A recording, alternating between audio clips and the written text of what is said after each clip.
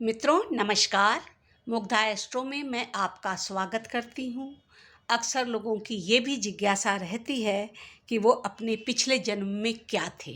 बहुत बार ये प्रश्न पूछा जाता है कि मैम पिछले जन्म के बारे में भी कुछ बताइए। बहुत सारे दुख कष्ट हमें जो मिल रहे हैं वो क्यों मिल रहे हैं, पिछले जन्म का क्या इससे कोई कनेक्शन है, क्या पिछले जन्म के पाप प्रारब्ध हमें इस जन्म में भुगतने पड़ते हैं, कौन से ऐसे ग्रह होते हैं जो ये दर्शाते हैं कि हमने पिछले जन्म में क्या और कैसे काम किए। तो आइए चलिए आज इसी विषय पे बात करते हैं। बहुत से लोगों की जिज्ञासा को आज मैं शांत करूंगी। हम ग्रहों के माध्यम से बड़े आराम से इस बात को समझ सकते हैं, जान सकते हैं कि पिछले जन्म में हमारे क्या कर्म रहे होंगे और ये जो हमें नया जन्म मिला है इसका हेतु भी क्या है। मित्रों शुरू करते हैं और आपसे अपील करते हैं, आपको अगर ये वीडियो अच्छा लगे तो कृपया इसे लाइक और सब्सक्राइब ज़रूर कर दीजिएगा और अपने मित्रों के साथ शेयर भी कीजिएगा।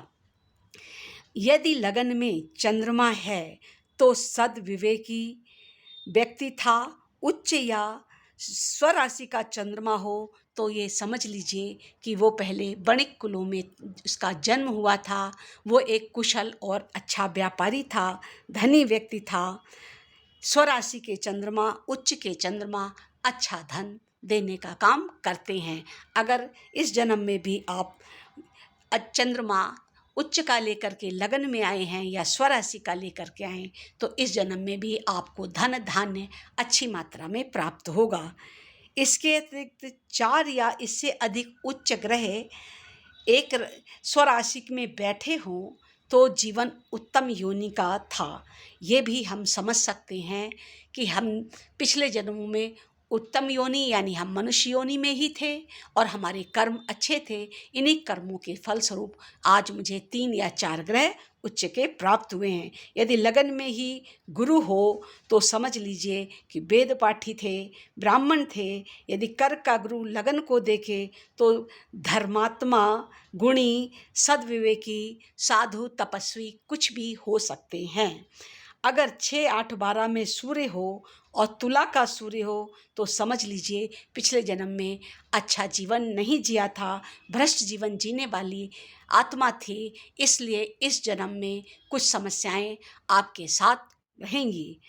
हम अपने इन्हीं ग्रहों के माध्यम से समझ सकते हैं कि इस जन्म में हम अपने लिए अच्छा या बुरा भोगने या निपटाने के लिए कौन कौन से ग्रह लाए हैं। यदि लगन में या सप्तम भाव में शुक्र हो तो समझ लीजिए कि आप पिछले जन्म में कोई राजा, प्रसिद्ध सेठ या कोई अच्छा भोगी जीवन जी करके आए हैं, यानी ऐश्वर्य युक्त जीवन आपने जिया है और इस जन्म में भी आप ऐश्वर्य युक्त जीवन जीने की अभिलाषा रखेंगे।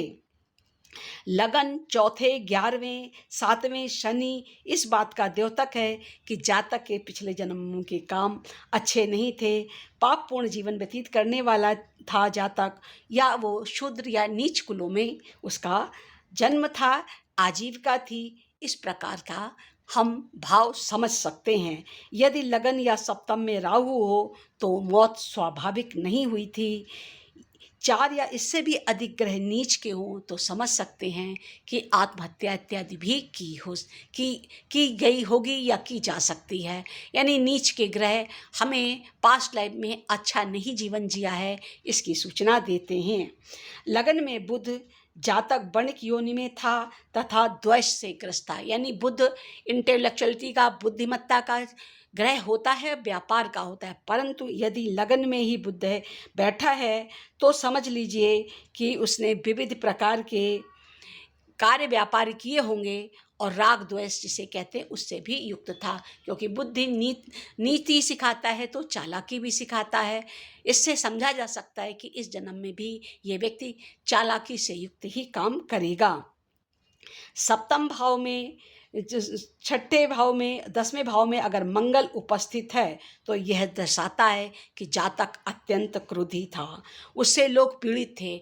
इसकी छवि आज इस जन्म में भी आपको देखने को मिलेगी। यदि बृहस्पति शुभ ग्रहों से दृष्ट है और नवम पंचम भाव में बैठा है तो समझिए कि वो वीतरागी था, यानी अच्छा जीवन जी के आया, महात्मा महापुरुष, लोगों के हित के लिए काम करने वाला इस प्रकार का व्यक्ति था। 11वें सूर्य हो, 5वें बृहस्पति हो, 12वें शुक्र हो, धर्मपरायण, सहायता करने वाला, ईश्वर का आराधक व्यक्ति होता है और इसकी छाप इस जन्म में भी आपको देखने को मिलेगी। अब आइए सोचें, विचारें और देखें कि शास्त्र क्या कहते हैं कि ग्रहों के अनुसार अगले जन्म में क्या होगा। ये भाग भी बहुत इम्पॉर्टेंट है, इसके बारे में भी हमें जानना चाहिए। मृत्यु उपरांत गति का विचार। अगर कर्क का बृहस्पति है तो जातक की अंत्येष्टि बहुत धूमधाम से होती है। मृत्यु के बाद उसका जन्म फिर से उत्तम कुलों में ही होता है। लगन में उच्च का चंद्रमा है और पाप ग्रह नहीं देखते हैं तो वो अपने पीछे कीर्ति यश छोड़ के जाता है और उस मनुष्य की सद्गति भी होती है। अष्टम भाव में मंगल की दृष्टि हो तो जातक फिर नरक में पड़ता है। लग्नस्थ भौम पर शनि की दृष्टि हो तब भी नरक जाता है। यहाँ तक शास्त्र कहता है कि रौ नरक में पड़ते हैं। अष्टमस्थ राहु व्यक्ति को पुण्यात्मा बनाता है, आगे उच्च कुलों में जन्म होता है। अष्टमस्थ शुक्र पर गुरु की दृष्टि हो तो वणिक कुलों में जन्म होता है, यानी व्यापारी घरों में जन्म होता है। अष्टम पर मंगल और शनि की दृष्टि हो तो अकाल मृत्यु होती है। लगन में उच्च का गुरु चंद्र को पूर्ण दृष्टि से देखे, अष्टम भाव खाली हो तो जीवन में बहुत पुण्य अर्जित करता है और मोक्ष को प्राप्त करता है। ये प्रबल पुण्यात्मा योग कहलाता है। 4 ग्रह उच्च के हों तो निश्चय ही कीर्ति स्थापित करता है, अक्षय बट स्थापित करता है। इसका तात्पर्य यह है कि उसकी कीर्ति उसके मरने के बाद जीवित रहती है और मृत्यु भी उस जातक की श्रेष्ठ होती है। 11वें सूर्य, नवम में शनि, अष्टम में राहु, जातक मृत्यु के उपरांत मोक्ष को प्राप्त करता है। द्वादश भाव में शनि, राहु या केतु हो और षष्ठे से दृष्ट हो तो अष्टमेश से युक्त हो तो मरने के बाद सद्गति नहीं होती, यानी जिसको कहते हैं कि दुख भोगने पड़ते हैं, दुर्गति होती है, या उन योनियों में जाता है जिन योनियों में जाने के बाद कहते हैं कि जीवात्मा की मुक्ति नहीं हुई, सद्गति नहीं हुई। इस प्रकार से हम समझ सकते हैं कि हम पिछले जन्म में क्या थे, किन योनियों से आए हैं और अभी जो हमें ग्रह इस जन्म में हमारी कुंडली में मिले तो क्या कर्म हमारा श्रेष्ठ था जिसके कारण हमारा पुनर्जन्म हुआ है।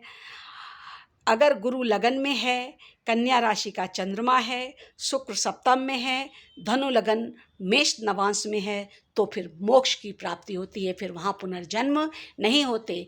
ये जिज्ञासा जितने भी लोगों की थी, मैंने उन सबों की जिज्ञासा को ध्यान में रखते हुए ये वीडियो बनाया है। मुझे उम्मीद है इस भाव की जिज्ञासा को शांत करने के लिए ये वीडियो आपको बहुत मदद करेगा और मैं आपसे अपील करती हूँ कि अगर ये वीडियो आपको अच्छा लगे तो कृपया लाइक सब्सक्राइब जरूर करें और इसको दूसरों के साथ शेयर भी करें। आज के लिए बस इतना ही। प्रणाम। फिर मिलेंगे किसी एक अच्छे विषय की जानकारी के साथ। तब तक के लिए नमस्कार।